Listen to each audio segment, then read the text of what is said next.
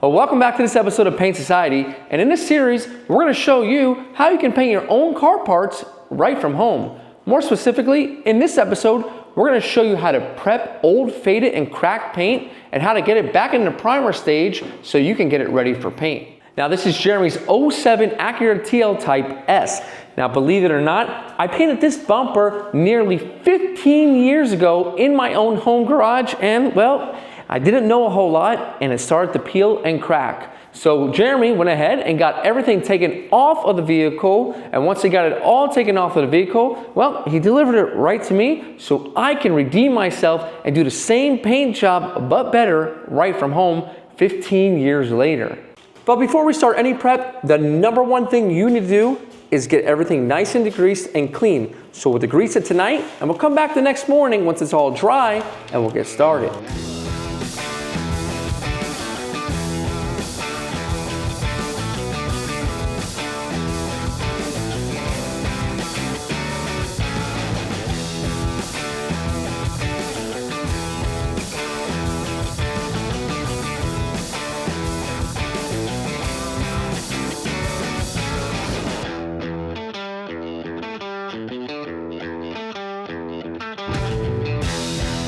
And with it all rinsed off and totally degreased, we're not gonna have to worry about sanding contaminants back into the surface. And that is one of the most preventable mistakes that any do-it-yourselfer can make, is simply not degreasing your parts before you sand it, because that can put contaminants like fish eyes and oils right back into the paint once you sand it into the paint. So go ahead, get everything degreased, and then you can move on from there. We'll allow this to dry, we'll come back in the morning, and we'll start the prep. And we're back here the next morning and it's completely dry and we're ready to start the prepping process. Now let's take a look at what we have here. You can see that the paint has completely chipped away in this area. For the reason we don't know exactly why. It could be like a bad primer. It could be a little bit of a bad adhesion, although it's sanded pretty well. It looks like the clear coat, the base coat, and the primer have chipped away from the original finish. So what we're going to do is we're going to prepare and remove as much paint as necessary until we get it to a point where the paint is not flaking off anymore. And a big question I get is, how much paint do I actually have to remove and when do I stop sanding? Well, we're going to show you that all now. But first, let's get our sanding system over here so we can get everything nice and feathered out.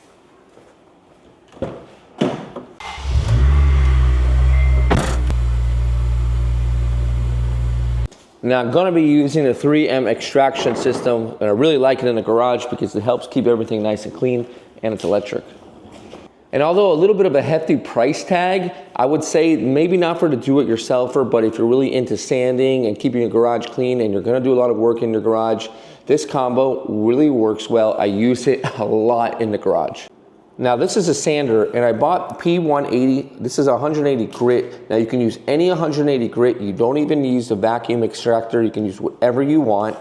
But I like this because it's really like meshy and porous, so it's gonna be able to vacuum all the way through and really keep this garage and workspace really nice and clean before we go outside. So all we're gonna do is start sanding this edge. We'll put it on at low speed at number 2. And we're gonna sand it until that edge starts to disappear and to smooth out.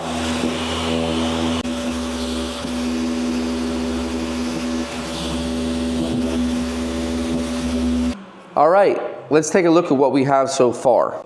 If we take a closer look, we can see a few layers of paint. Again, we don't need to remove all this paint. Let's work with what we have that's good, still on the bumper, and let's keep it there. And let's only remove the problem area, which seems to be about a good 1.5 inches towards the back of the bumper.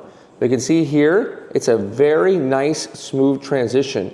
You're gonna stop sanding when you no longer feel the transition. Here, I cannot feel the transition. This is what we call a proper feather edge. But if I come over in this area, I can feel a little bit of a hill or a division between the two paints, and we don't want that. So I will continue to sand until I cannot feel any of these areas. You can see here, there's really no dust. It's just a little bit of surface dust, but we have a little bit of a tool that's gonna be able to help us out with that. So if you watch the channel, you know that I use the MF200 a lot. This is their newest blower that they have, and I use this at the shop. But let's take a look at what actually comes in the package. We have a brand new one over here, and I gotta say, this is great if you don't wanna use your air compressor to suck up all the air around your shop and get things clean. So when we open up the box, let's see what we have. And the cool thing about this one is that you can actually remove the battery. So if you decide to buy an extra backup battery, you can have a new battery ready to go. So if we press this button right here, we can go ahead and release the cartridge battery. And you can see it can charge with a USB-C. So if you have an extra battery, you'll be able to go right away. You also have 3 other versions of the nozzle that you can use if you have some tight areas, if you want to blow or move the air in a different way. And also what comes in a little carrying case is going to find your charger cord, as well as a bag that you can carry it around in. There'll be a little brush, as well as your charging cord. Your power button will be here at the back. Hold it on, and you have 3 power settings: high, medium, and low. I like low because it's pretty powerful and it's not gonna blow everything all over the place. So from here, I like to blow everything off so I can see and feel exactly what I'm doing. But let's test out that high. That thing is pretty powerful. And you can see there's many different versions, and this has been my favorite so far because it's so powerful. Let's go ahead and continue the feathering and keep things clean while we work.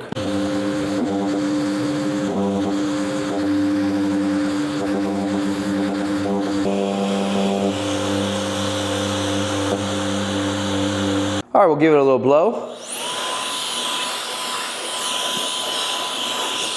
And now let's take a look at what we have. Now if we take a look at the paint layers, let's see what we have. We have the original plastic, and then we have the black primer, then we have a paint job, and then under that it looks like we have one more paint job that was done, and then my paint job, which was the primer, and then the paint, and then the clear coat.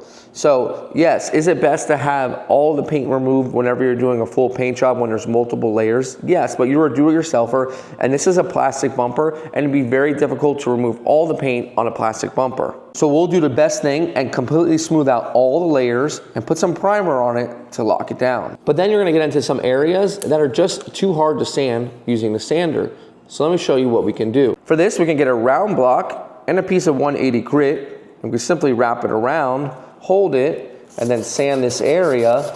You can see how it fits beautifully into that contour, and as the paint chips off, we're starting to smooth out that foundation just like we did with the sander. So this is very important to get everything nice and feathered edge so everything is completely smooth. You can see here, I can still feel the difference of paint, so we want to make sure we take that layer of clear coat down so it's nice, completely, and smooth.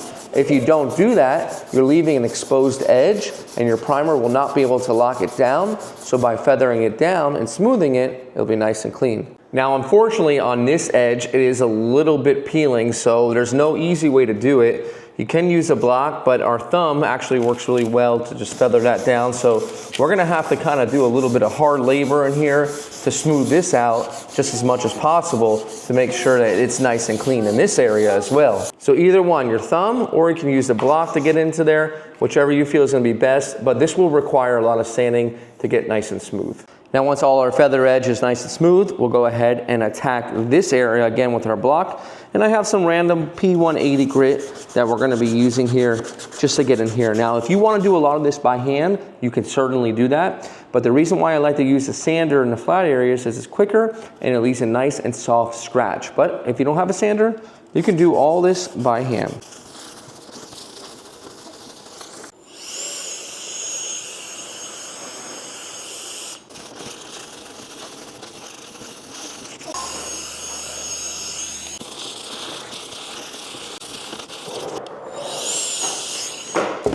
Now that I believe to have everything nice and feathered edge, we're gonna check by cleaning. I'm gonna use a pre-painting prep wipe. You can use any solvent-based cleaner you want on a towel. I like these because they're convenient. So we'll go ahead and we'll get up some of that dust to keep it clean in here. And this will help pull any of that dust right out of the cracks or any of the peeling paint. That way we can assess and see if we're truly ready for primer in this area before we start to prep the rest of the bumper. We'll go ahead on the high speed and blow it dry. Now with it completely dried and clean, I like to take my glove off and I want to feel it with my bare hand, because this is what the primer is going to go on. And if I catch any sort of edge or any such difference in the paint, well, the primer is not going to level that off. All the primer is going to do is going to go between the existing paint and then smooth that area out once we sand it. But if we have an area that's way higher, it's not going to help out that area. So you keep sanding until you feel absolutely nothing. And you don't want to rush on this actual step, because if not, you're going to have to come back and you're going to have to go back and sand again. For instance, in this particular area right here, I feel just ever so slightly a little bit of a buildup, and it doesn't take but a few swipes of the sandpaper to level that off. That way the primer can do the best possible job to smooth out the finish. In some areas, you're gonna have to use your finger to get into those contours. That's fine. And look at that, that's nice and smooth now. And that area is gonna be good for primer. You're also going to want to spend a lot of time in these areas because, you know, it's just a little bit awkward to get into, but you will see it. Now, off camera, I spent about a good 10 minutes just going back and forth and folding up my sandpaper and getting into all these little tight areas. And now I feel like this is good. So now that this area on this ledge is good, now let's prepare the rest of the bumper. Now, when assessing the bumper, we saw that it had gotten hit and there's some spider cracks here. Now, if we do not remove the spider cracks all the way down to the actual crack itself, they'll keep coming back. So we're gonna have to remove a lot of paint in this area, and we can use our DA sander just for this. We're gonna be using a P180 just like we did on the top of the bumper.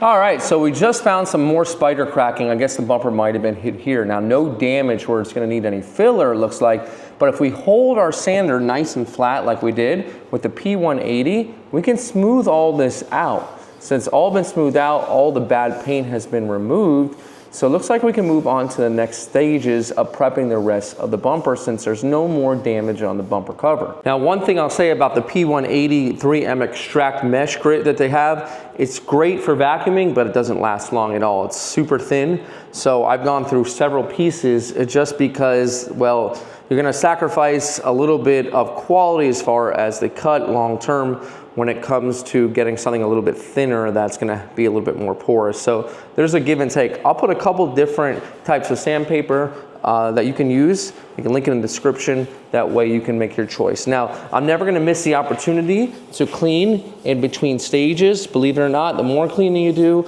the better your paint job's gonna come out in the end, because the stages are cleaner. You're gonna be able to see exactly what's going on with your bumper while you're doing it.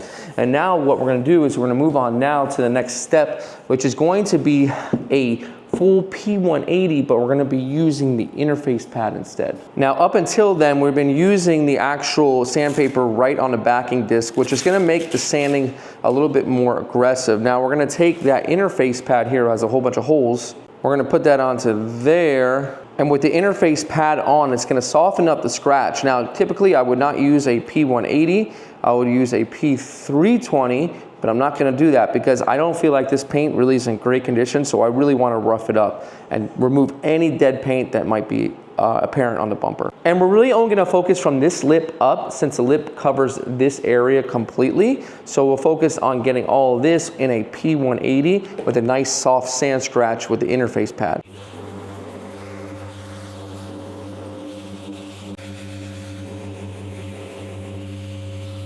And that system will actually cut off when you stop using it. You can see how nice it actually sanded and there's virtually no dust anywhere. But we'll go ahead and we'll use our cleaner to make sure that everything is inspected before we move on to the next stage. I like to work in areas or sections, like a corner of the bumper, inspect it, and then we can move on to the next stage. That way we don't get too overwhelmed with what's going on in the bumper. Blow it dry.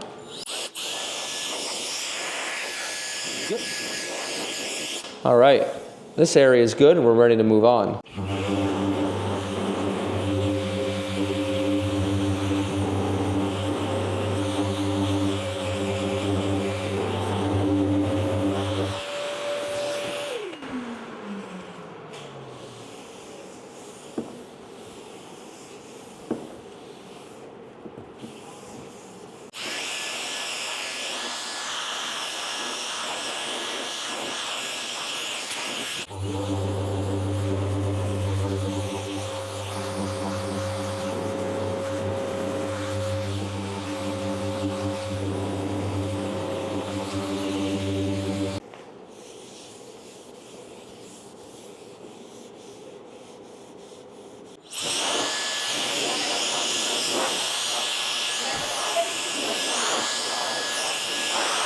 All right, so we got everything sanded in a P180.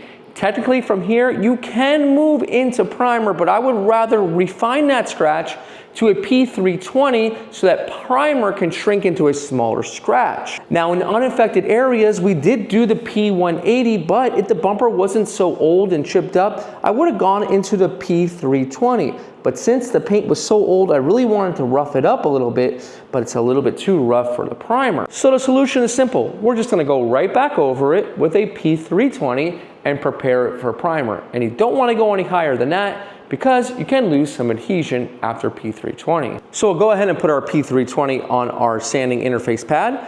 And if you're new to sanding and grits, well, the higher the grit, the finer the sandpaper. The lower, well, the rougher. So we wanna refine it higher, finer, so that the primer can lay into a nice smooth sand scratch, and later on down the road it won't shrink into an aggressive P180.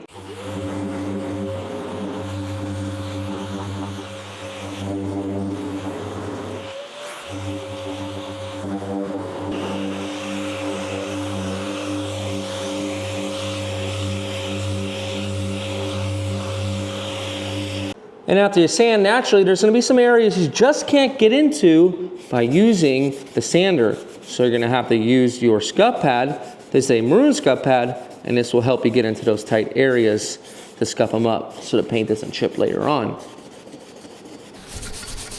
Get into this area as well.